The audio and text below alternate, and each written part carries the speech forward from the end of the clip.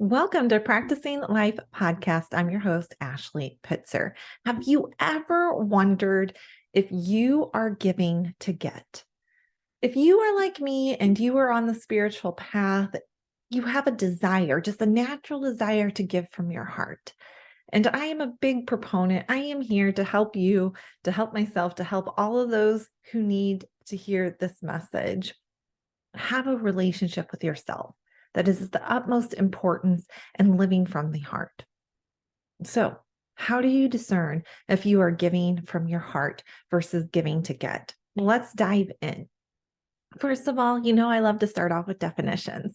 So, giving to get is a way of being where you are expecting something in return, some type of exchange. Now, here's the thing. It gets really tricky because and some of you may have compartmentalized that giving to get it only applies to like maybe a promotion, kind of like you rub my back, I'll rub yours in the work environment, or perhaps you've compartmentalized it to only being a financial gain. But it's much more trickier than that. What I do when I'm helping people, because I deal with people that, I attract people that are like me or who I once was. Right. And so I was once a people pleaser, almost a doormat in certain instances because I valued peace so much. I was a peacemaker. And my way of being was always the desire and the intention to come from a place of love. And so there are times when I misconstrued what being a loving person was, especially when I was wearing my, Lutheran Orthodox hat, so I'm going to talk about all of these things today. And so why it's tricky is that sometimes you are actually giving to be liked or to prove that you are a loving, kind person. Or you could be doing it to get approval. I see this often with parents and also in the career. Another thing is that you may be doing it just to receive attention, to get that pat on the back, to get the kudos. So any of those examples that I just gave you, the exchange is what you get in the immediate present. So like for instance, if you're willing to drive a friend to the airport when you really don't want to do that, but you know that that friend is going to value you more because you did this, then you are doing it to be liked. So what I want to explain to you right now before we really dive into things is that our subconscious, because you know that I'm a hypnotist and I love to talk about how the brain works, is that we have all, as a society, as a whole, as a global universe, it doesn't matter if you're living in the United States or you're living somewhere else, we all have been conditioned.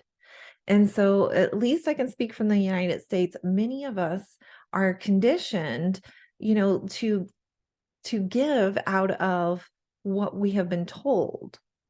So like, for instance, I'm going to back that up because maybe that didn't make sense.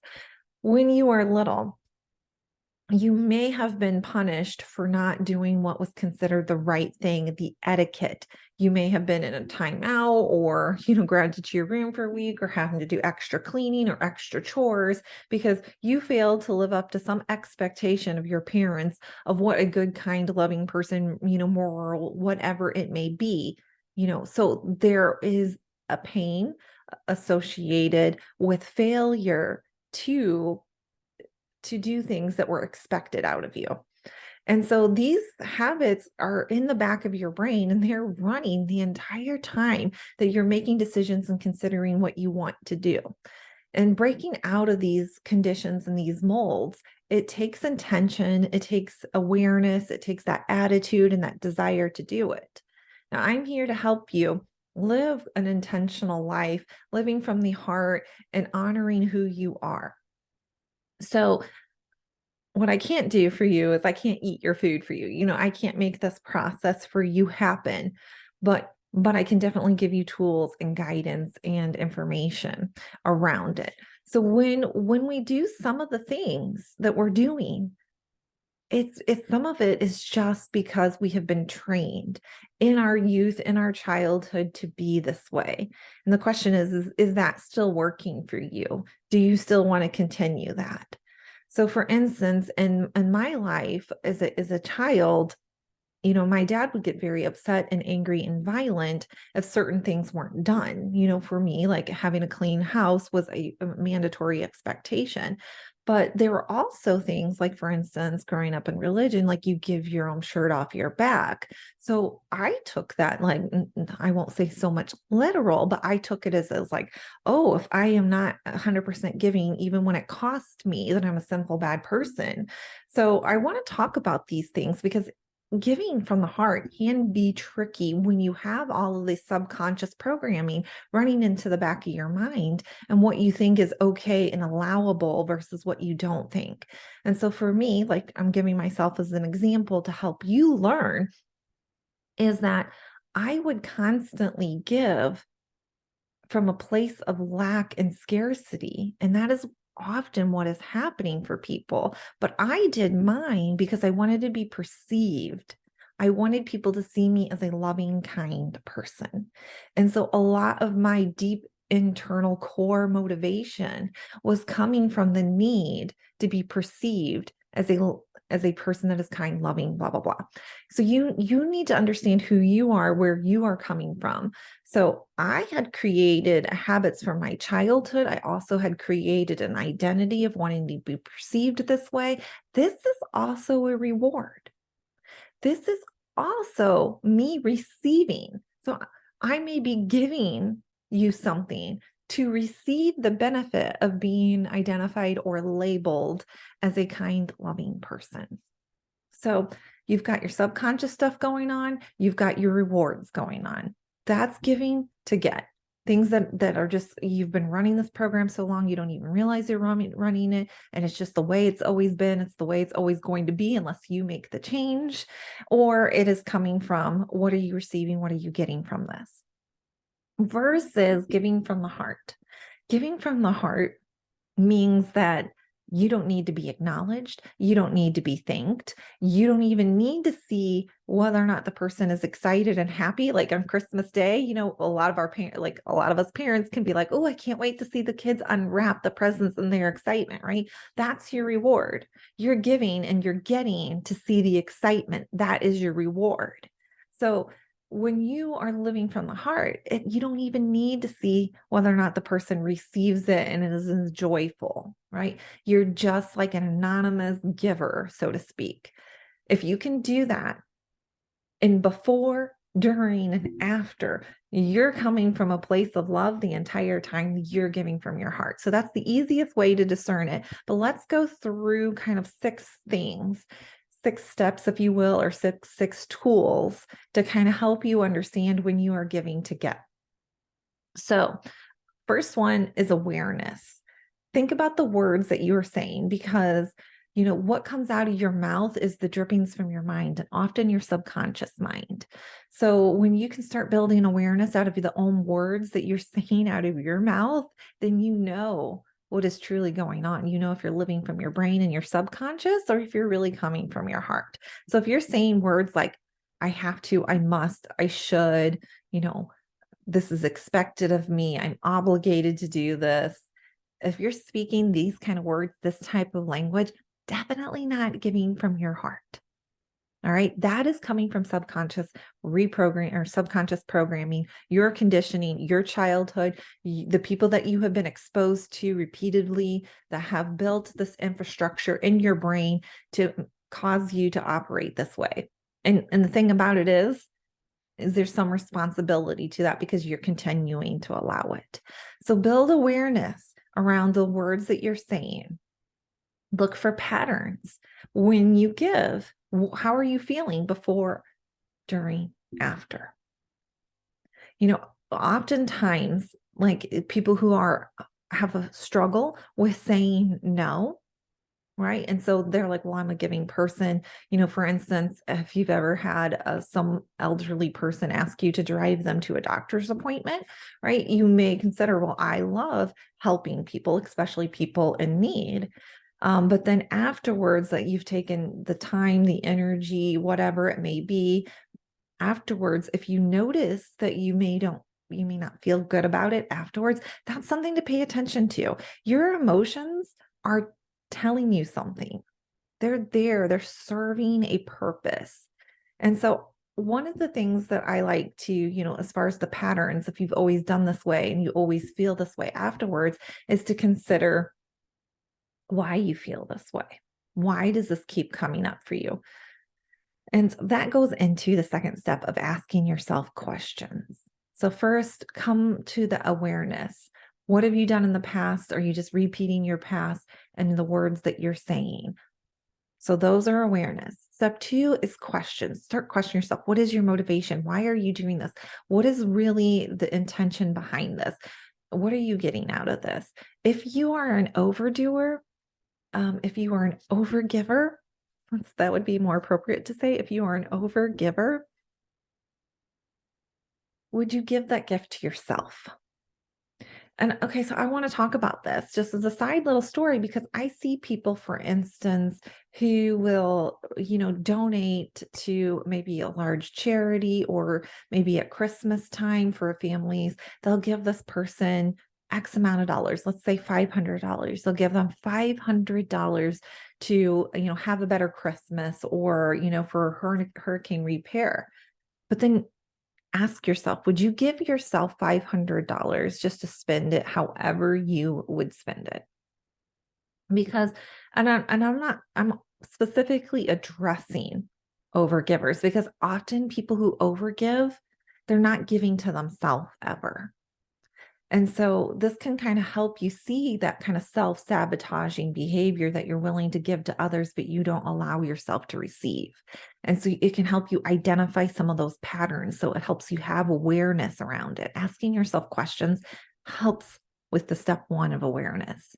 So you can kind of determine, is this just a pattern? Is this something I've always done?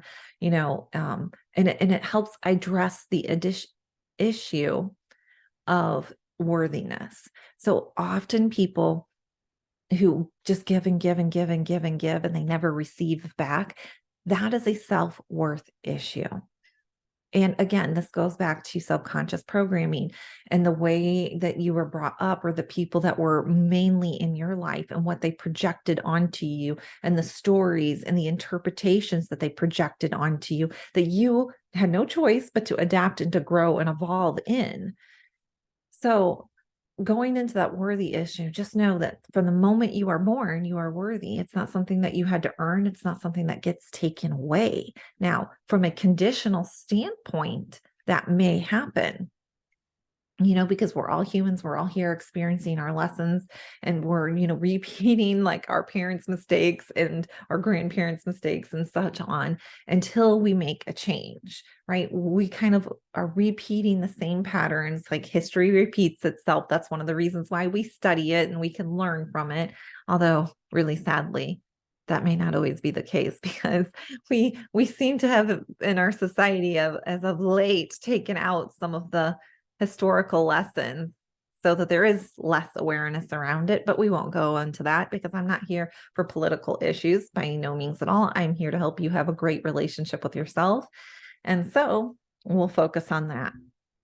But anyway, when you start asking yourself questions like, well, how did I feel after I gave? Like, if you're into people pleasing, and let's say that you volunteered for something, like maybe something for your school, maybe like if your parents are out there, you felt like, man, everyone has stepped up to the plate and has volunteered to do something to fundraise for their kids, but you haven't, and you feel like you have to. See those step 1, I have to, awareness, and then you go ahead and do it.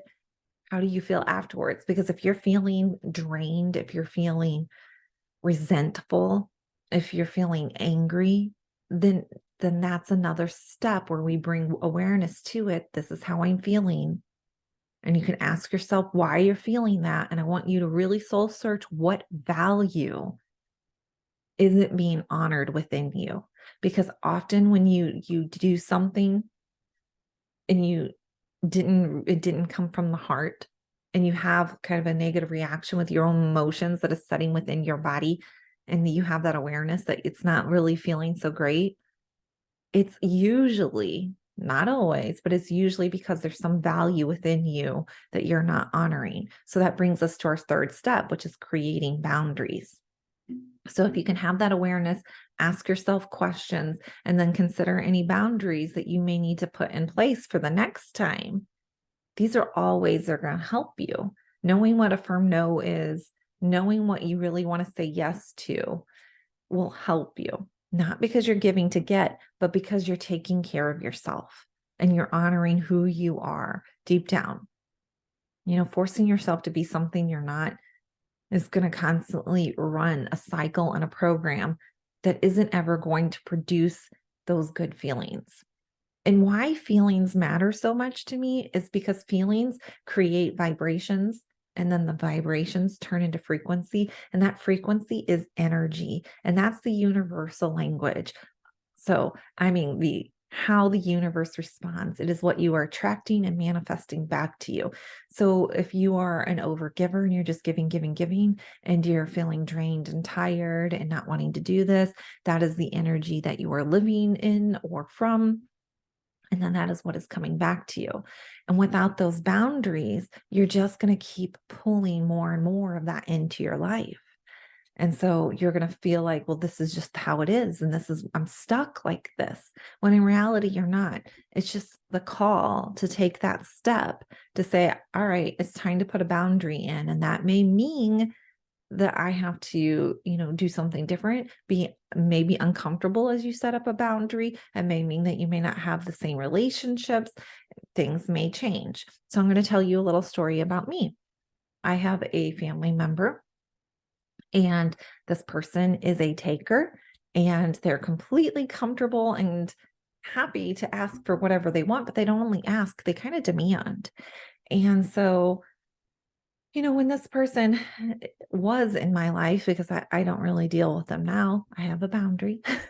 But when they were in my life and I was a peacemaker, I didn't want to have conflict. So I avoided the conflict, just appeased this person. But the end result was me feeling tired, drained. It was me feeling like every time I had to deal with this person, like, I don't even want to talk to this person. I don't even want to see their Facebook responses. Like, I don't even want to see what they're writing, because the way that I felt about this person was just the stacking of negativity. But that was on me. That was me not having a boundary. That was me not loving myself. And that was me not creating a clear space for myself to have clean and positive energy around me. Okay, so enact those boundaries, because the relationship with yourself is important and it's worth it. And we're going to get to more things. So the fourth step would be giving yourself what you need. So when we give, often we are giving from a feeling of lack. So we're looking for something to come back to us. So let's say, for example, we're looking for attention to come back to us. So if we give and we receive attention, we're constantly in a relationship with all of these people, asking them without asking them, kind of having this expectation, if you will, a silent expectation that they're going to give you what you need. And so you're always looking for external forces to help you feel whole or complete or loved or special. And so the fourth step really is about identifying what your need is and giving it to yourself.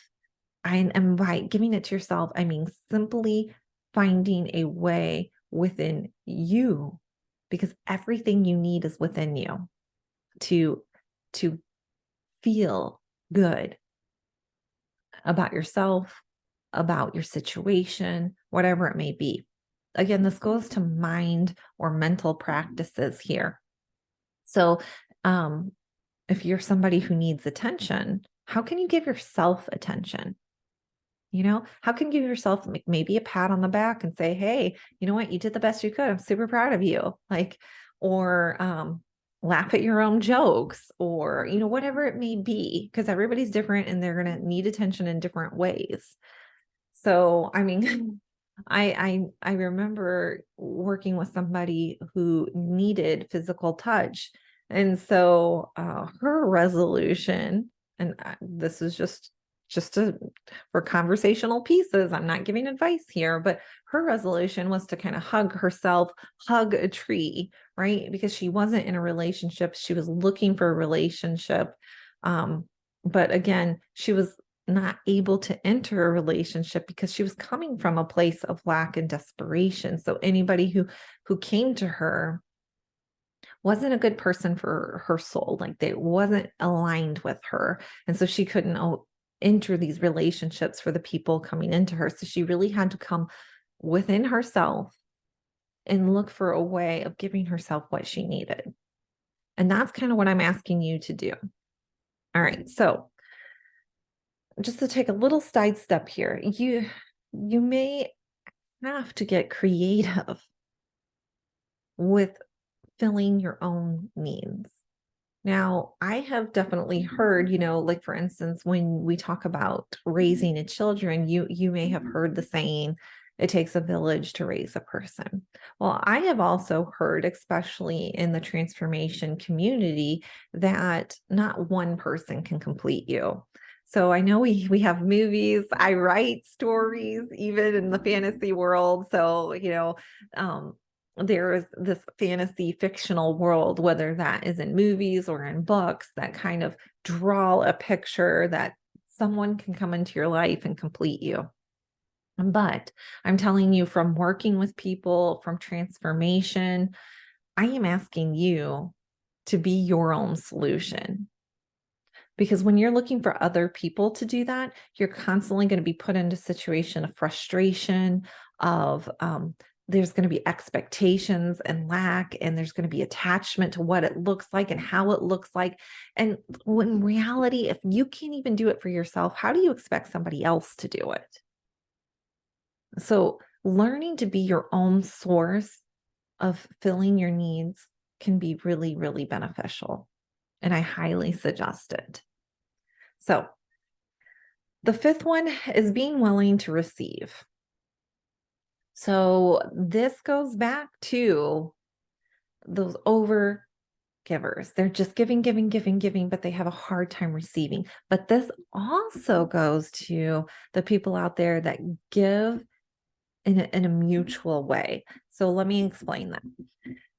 I used to be this type of person, not an overgiver per se, but more of a matcher.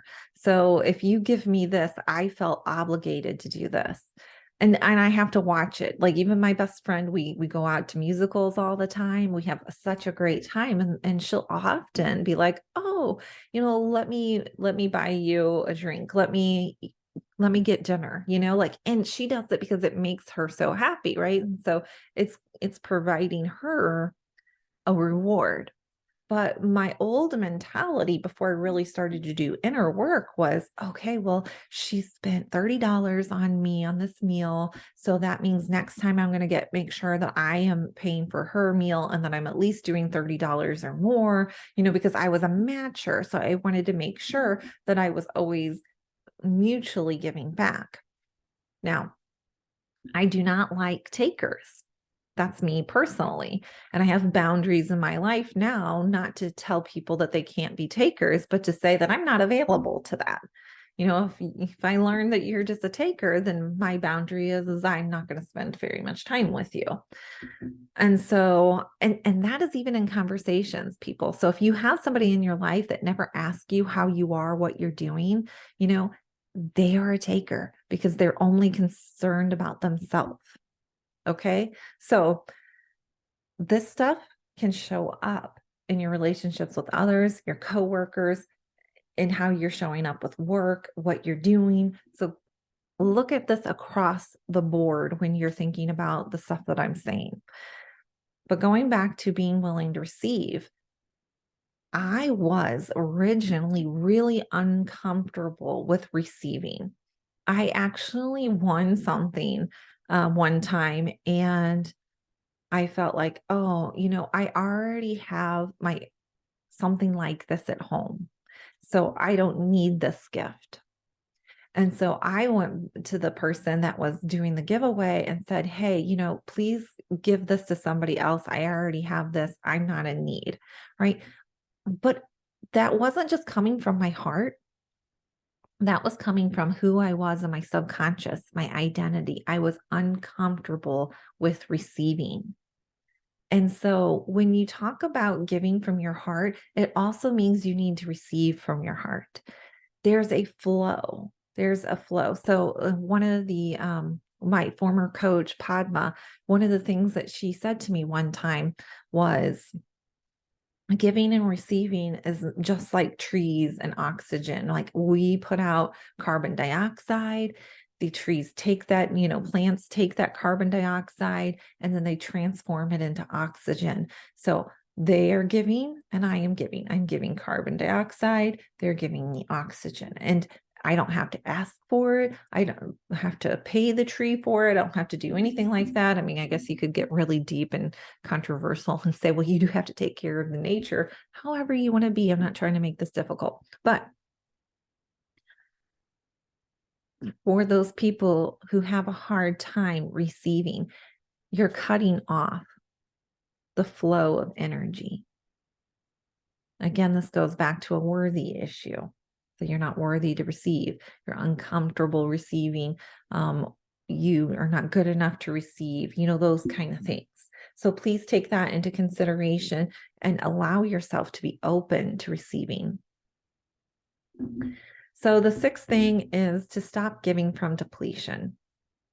This goes back to being worthy of receiving. So the fifth step, but I want you to imagine an ATM. So your ATM, your bank account,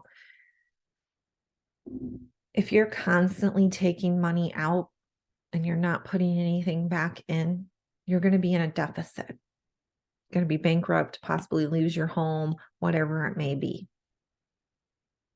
So when you're giving from empty, when you're giving from zero, that's just like your bank account, right?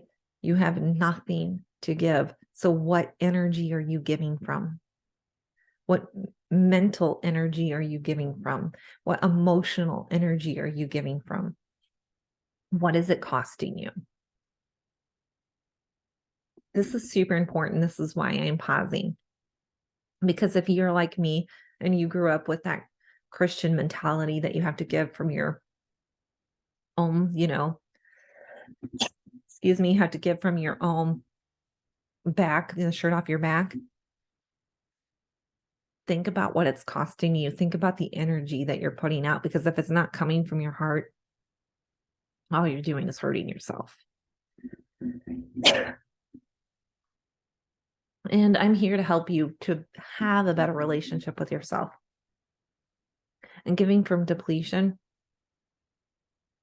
it's not only hurting you, but it's also hurting the other person. They just don't know it. Because if they truly knew what it was costing you, they may have a hard time receiving it. Because they wouldn't want to come back to them. So there is a saying out there, especially in the spiritual path, that what you do for others, you do for yourself.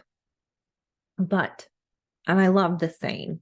And the saying is one of the reasons that I started this podcast.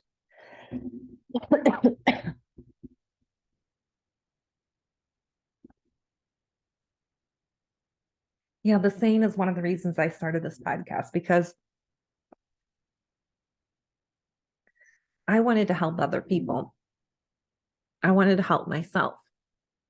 And I knew the best way to learn my lessons at a deeper level was to share my lessons with other people. And that's what originally started this podcast. But I was coming from a place of love and my own self-searching. Now, when you are giving to others because you know that it's going to bring back to you, my exception to that is that you still need to check your energy. So remember how I talked about how's your energy before, during, and after? That's what I would still need and ask you. Oh my gosh, sorry. That you would do really well to consider. So I'm going to wrap this up just to say that I'm going to read this quote to you. This is from Maya Angelou. I have found that among its other benefits, giving liberates the soul of the giver. This is a very beautiful quote. When you just give with no attachments, no expectations, then you really are liberating your soul because you're bringing in love to yourself. And then the last thing I would leave you with is giving is truly having, and that is from Charles Spurgeon. So there is something so beautiful about giving from your heart, but it's going to take a little bit of awareness. Repeating those steps. It's going to take awareness. It's going to take questioning what your true intentions and motivations are. It's going to take setting up boundaries, because if you're not coming from that place of love and you're doing things to people please, what are you bringing into your life? So I'm going to leave you with that, just to say that you matter, and I'm sending you so much love. I'll see you next week.